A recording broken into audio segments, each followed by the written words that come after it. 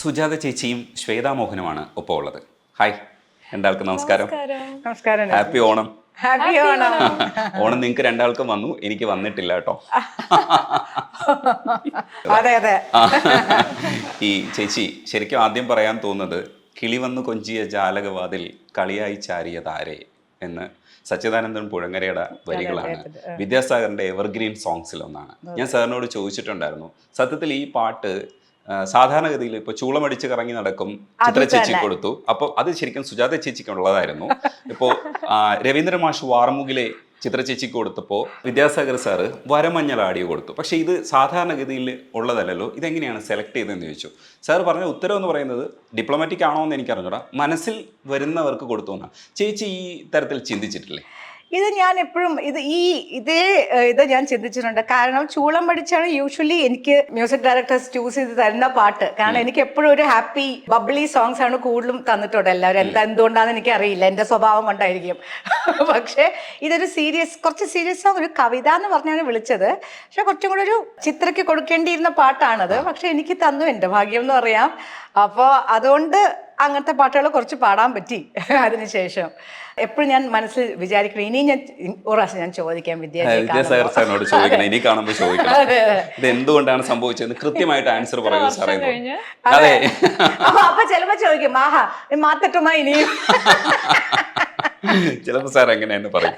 അതിന്റെ കൂടെ ഇപ്പോൾ ചേച്ചി കാക്കക്കറുമ്പൻ കണ്ടാൽ കുറുമ്പനൊക്കെ മഞ്ജു ചേച്ചിക്ക് വേണ്ടി പാടിയിട്ടുണ്ട്, ജോൺസൺ മാഷിന്റെ. പക്ഷേ എനിക്ക് തോന്നുന്നു അതിനേക്കാളും ഒക്കെ മഞ്ജു ചേച്ചിയുടെ ഏറ്റവും ഫേവറേറ്റ് ആയിട്ടുള്ള, ഇല്ലെങ്കിൽ നമ്മൾ കാണുന്ന ഏറ്റവും ടോപ്പ് പാട്ടുകളിൽ ഒന്നായിട്ട് ഇത് മാറിയിട്ടുണ്ട്. ആ ഹസ്കിനെസ് ഇല്ലേ, അത് ആ കുട്ടി സ്റ്റേജിൽ പാടുന്നത് തന്നെയായിട്ടാണ് നമുക്ക് ഫീൽ ചെയ്തത്. അത് ചേച്ചിക്ക് തോന്നിയിട്ടുണ്ടോ സിനിമ? ഒരുപാട്. ഞാൻ ആ സമയത്ത് എന്തെങ്കിലും ഇന്റർവ്യൂ ഉണ്ടെങ്കിൽ ഞാൻ എപ്പോഴും അത് പറയായിരുന്നു. കാരണം മഞ്ജു ഒരു ഭയത്തോട് നിന്ന് പാടുന്നത്, ആ ഒരു നമ്മുടെ വോയിസും മഞ്ജുവിൻ്റെ ആക്ടിങ്ങും അതങ്ങനെ മേജായി. അങ്ങനെയാണ് മഞ്ജു അത് ആക്ട് ചെയ്തത്. ഒന്നാമതൊരു പേടിയുള്ളൊരു ക്യാരക്ടറാണ്. കോലം വരുമ്പോഴൊക്കെ പേടിച്ചിട്ട്. അപ്പോൾ നമുക്ക് പാടുമ്പോൾ ആദ്യമായിട്ട് എപ്പോഴും ഒരു പല്ലവി തുടങ്ങുമ്പോൾ എൻ്റെ വോയിസിൽ എപ്പോഴും ഒരു പേടി ഉണ്ടാവും, ഒരു റെക്കോർഡിങ്ങിൻ്റെ. അതിൽ ആ പേടി മഞ്ജുവിൻ്റെ ആ സീനിൽ ശരിക്കും കണ്ടു. ഏതായാലും എനിക്ക് തോന്നുന്നത് മേ ബി അതുമായിരിക്കും, ഒരു ആദ്യമായിട്ട് പാടുന്ന ഒരാളുടെ ചിത്ര എസ്റ്റാബ്ലിഷ്ഡ് ആയിട്ടുള്ള ചിത്രയുടെ വോയിസ് നല്ല പളിച്ചു നിൽക്കണല്ലേ ആയിരിക്കില്ല. അപ്പൊ നമ്മുടെ ഒരു പേടിയും കൂടെ ഉദ്ദേശിച്ചിട്ടായിരിക്കും വിദ്യാജി വിളിച്ചത്. അറിയില്ല, എന്തോ ഏതായാലും കിട്ടി ആ പാട്ട്, സന്തോഷമായി. ഇനി റഹ്മാൻ സാറിനെ കുറിച്ച് ചോദിക്കുമ്പോൾ, റഹ്മാൻ സാറിന് വേണ്ടിയിട്ട് ഇപ്പോൾ പാടിക്കൊണ്ടിരിക്കുന്ന മെയിൻ സ്ട്രീം ഗായിക എന്ന് പറയുന്നത് ശ്വേതയാണ്. പക്ഷെ നിങ്ങൾ രണ്ടുപേരും, ഞാൻ വിചാരിക്കുന്ന ആ ഫാക്ട് ശരിയാണോ എന്ന് അറിഞ്ഞൂടാ, കുച്ചി കുച്ചു രാക്കമ്മയിലാണ് ശരിക്കും എ റഹ്മാൻ സാറിന് വേണ്ടിയിട്ട് ചെറുപ്പത്തിൽ പോയി പാടിയിട്ടുണ്ട് ഇല്ലേ? സുജാത ചേച്ചി കണ്ണാളനെ സോങ്ങിൽ കോറസ് പാടിയിട്ടുണ്ട്. തമിഴ് ആദ്യം റോജ കഴിഞ്ഞിട്ടാണ് ബോംബെ ഒക്കെ വന്നത്. ആ സമയത്ത് തന്നെയാണ് നമ്മുടെ യോത്ത് ഇറങ്ങുന്നത്, അതിൽ കുനുകുനെ പാടി. അപ്പൊ ഫസ്റ്റ് സോങ് 92-ലാണ് രണ്ടും വരുന്നത്. ഫസ്റ്റ് സോങ് അപ്പൊ കുനുകുനെയാണോ? ആദ്യം യോദ്ധ തന്നെയായിരുന്നു എന്നാണ് എൻ്റെ ഒരു ഓർമ്മ. അത് കഴിഞ്ഞിട്ടാണ് തമിഴ്. പക്ഷേ റിലീസായത് റോജയാണ്. പുതുവെള്ളൈ മഴ ഭയങ്കര പോപ്പുലർ പാട്ട്. ആദ്യം പുതുവെള്ളൈ മഴയല്ല പാടിയത്, കാതൽ റോജ ആദ്യം പാടിയത് ഫസ്റ്റ്. ശ്വേത, ആദ്യം നമുക്ക് റഹ്മാൻ സാറിൻ്റെ ഒരു പാട്ട് പാടി തന്നെ തുടങ്ങാം. ധനുഷിൻ്റെ സിനിമയിലെ ധനുഷ് സ്ഥിരമായിട്ട് വരി എഴുതുന്ന ഒരാളാണ്. അപ്പോൾ ധനുഷ് പക്ഷേ ഇതിൽ വരി എഴുതിയിട്ടില്ല. സാധാരണ ഇതിൽ ധനുഷ് എഴുത്തും കൂടെ പോകുന്നതാണ്. സിനിമയുടെ റൈറ്റിങ്ങും ഡയറക്ഷനും ധനുഷിൻ്റെ രണ്ടാമത്തെ പടമാണെന്ന് തോന്നുന്നു. അതെ. വാട്ടർ പോക്കറ്റ് പാടി നമുക്ക് തുടങ്ങാം. Water packet. അതെ, പാക്കറ്റ് എന്നാണ് പറയാ.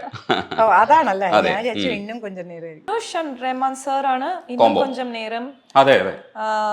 വാട്ടർ പാക്കറ്റ്, പിന്നെ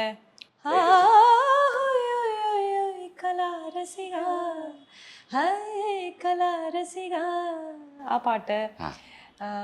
അങ്ങനെ ധനുഷിന്റെ കൂടെ ഉള്ള ഒരു കോമ്പിനേഷൻ സൂപ്പർ ഹിറ്റ് ആണ്. ഒരു 10-11 സോങ്സ് ഉണ്ട്, എല്ലാ ഹിറ്റ്സ് ആണ്.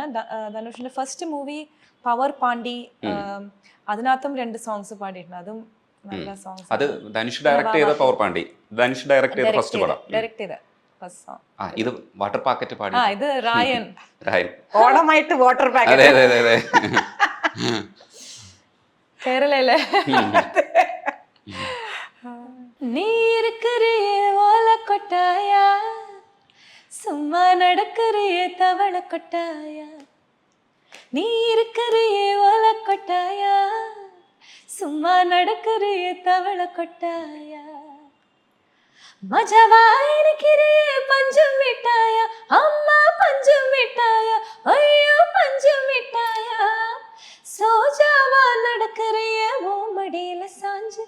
வாட்டமா இருக்கிறியே வாட்டர் பாக்கெட் மூஞ்சு காஞ்ச மிளகா போல இருக்கிறேன்னு காஞ்சு என் மனசு உசுப்புறியே நீ மீன போல ஆஞ்சி நீ மீன போல ஆஞ்சி நீ மீன போல ஆஞ்சி நீ மீன போல ஆஞ்சி നീ മീന പോല ആഞ്ചി. ഇതൊരു 62 മില്യൺ കഴിഞ്ഞു യൂട്യൂബിൽ വ്യൂവർഷിപ്പ്. Oh God, really? വേറെ ലെവൽ, അത്രയും ഹിറ്റ് ആയിക്കൊണ്ടിരിക്കുകയാണ്. ഇതിന്റെ രസം എന്താണെന്ന് വെച്ചാൽ ഇതിന്റെ മലയാളം ബിന്നി മാഡത്തിന്റെ മകള് ശിവാംഗിയാണ് പാടിയിരിക്കുന്നത്. അത് ഭയങ്കര ഒരു കണക്ഷനാണ്. ഞാൻ കേട്ടിട്ടില്ല, കേൾക്കണം എനിക്കത്. മലയാളം വേർഷൻ വന്നാ? ആ, മലയാള വേർഷൻ പാടിയിരിക്കുന്നത് ശിവാംഗിയാണ്.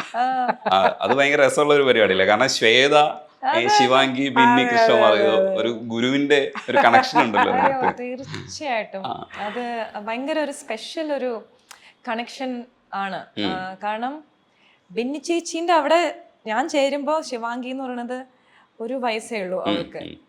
അവള് പാട്ട് പാടണം എന്ന് പറയണതും, പിന്നെ ഞാൻ സൂപ്പർ സിംഗറിൽ ജഡ്ജായിരിക്കുമ്പോൾ അവള് കണ്ടസ്റ്റന്റ് ആയിട്ട് വരുന്നതും, അതിനു മുമ്പേ കണ്ടസ്റ്റന്റ് ആയിട്ട് വരൂ എന്ന് പറയുമ്പോൾ അയ്യോ ഞാനോ കണ്ടസ്റ്റന്റോ, ക്യാമറ ആക്ഷൻ എന്ന് പറഞ്ഞാൽ എനിക്ക് കാറ്റ് മാത്രമേ വരുള്ളൂ എന്നൊക്കെ പറഞ്ഞ കുട്ടിയാണ്.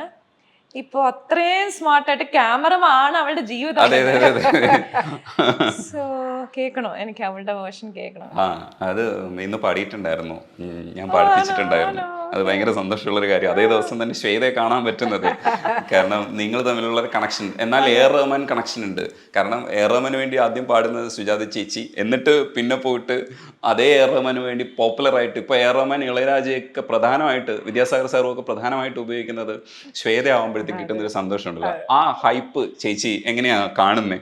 എൻ്റെ ഏറ്റവും വലിയ അനുഗ്രഹങ്ങളിൽ ഒന്നാണത്.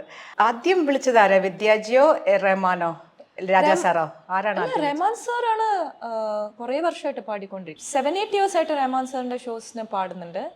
അത് കഴിഞ്ഞിട്ട് രാജാ സാറിനെ പിന്തുടർന്ന് രാജാ സാറിനെ കൊണ്ട് എന്നെ വിളിപ്പിച്ചതാണ്. ഞാൻ സാർ, എനിക്ക് സാറിന്റെ കോൺസേർട്ടിൽ പാടണം സാർ, പാടണം സാർ, പാടണം, ഒന്ന് വിളിക്കാമോ സാർ, വിളിക്കാമോ സാർ, വിളിക്കാമോ സാർ പറഞ്ഞു വിളിപ്പിച്ചതാണ്. അത് എനിക്കെന്താ വെച്ചാൽ ഞാൻ ഒരു 7-8 വർഷം അങ്ങനെ ആക്റ്റീവായിട്ട് ഞാൻ പാടുന്നില്ല. അപ്പോൾ ആ സമയത്ത് ഇവരൊക്കെ പാടാൻ വിളിക്കുമ്പോൾ എനിക്കെന്തൊരു, എൻ്റെ ഒരു ഭയങ്കര അനുഗ്രഹമല്ല. അതുകൊണ്ടായിരിക്കും ഞാൻ മേ ബി ഈ ഫീൽഡിൽ ഞാൻ പാടുന്നില്ല എന്നുള്ളത് ഞാൻ അറിയുന്നില്ല. പാടുന്നുണ്ട്, ഇപ്പൊ ഷോസിനൊക്കെ പാടുന്നുണ്ട്, പക്ഷെ സുജാത ചേച്ചി പാടുന്നില്ല എന്ന് പറയാൻ പാടില്ല. സുജാതയ്ക്ക് പാട്ട് നിർത്താൻ ഒരു അവകാശവും ഇല്ല, ഞങ്ങൾ സമ്മതിക്കില്ല. ഞാൻ പറഞ്ഞു, പണ്ടത്തെ നമ്മള് കാലത്ത് എണീറ്റ നമ്മുടെ ഒരു ഡേ സ്റ്റാർട്ട് ചെയ്യണതേ പാട്ടുണ്ടല്ലേ, പാട്ട്. അത് കഴിഞ്ഞ് വന്നിട്ട് ഉച്ചയ്ക്ക് ലഞ്ച് കഴിഞ്ഞ് കുറച്ച് കഴിഞ്ഞാൽ വീണ്ടും അടുത്ത റെക്കോർഡിങ്ങിന്. ആ ഒരു ഇത് ഇപ്പൊ ബ്രേക്ക് അല്ലേ, ഡെഫിനറ്റ്ലി ഡിഫറെന്റ് ആണ് ഇപ്പൊ ലൈഫ്.